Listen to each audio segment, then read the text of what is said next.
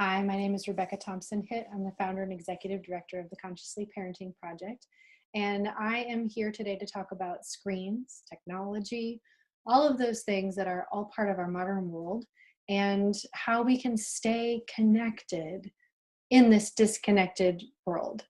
I know that a lot of parents come to me with questions, challenges, concerns about technology. And so this is going to be part of an ongoing discussion about technology and how we can create more connection through these challenges with our kids and with our partners, with ourselves. Because this is not just an issue of, well, the little people are having trouble with it because the big people are having trouble with this too. Most of us grew up, if you're my age, you grew up with Atari. You grew up with telephones that were still attached to walls and long cords. And so for those of us in my generation, the ones before, and probably some a little bit after me, this is a really big challenge for us to figure out. How do we have balance in our lives? How do we navigate this? How do we stay connected in our primary relationships with our friends, with our partner, with other adults? How do we stay connected? How do we handle this?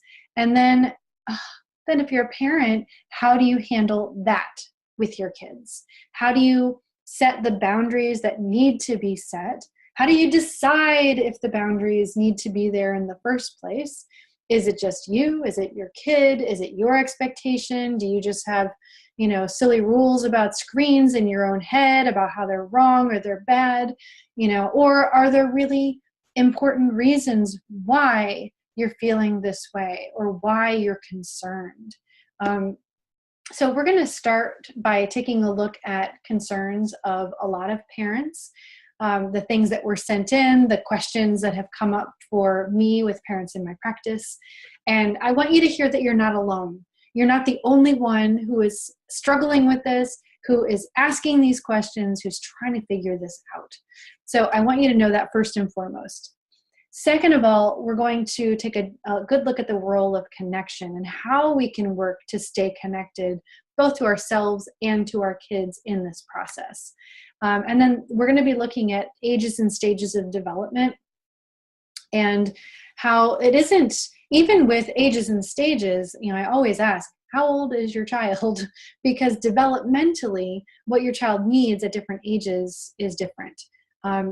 Now, the other thing that I want to say, even before I say anything else, is that this is not a conversation about what you should do.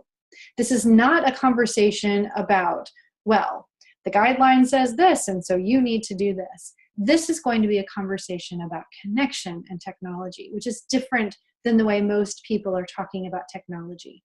We are going to take a look at the research, what research there is. There's not a whole lot. To give you a little bit of an idea of what might be helpful to help you make these decisions.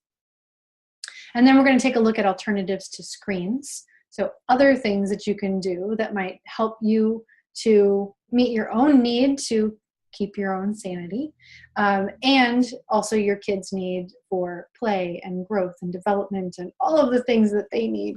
I want to say that there is no one right answer here. And we're not going to vilify screens. We're not going to say that, this is the one right answer for every person in every family. We are here to have a conversation about what's going to create more connection in your family. And that is coming from a very different place.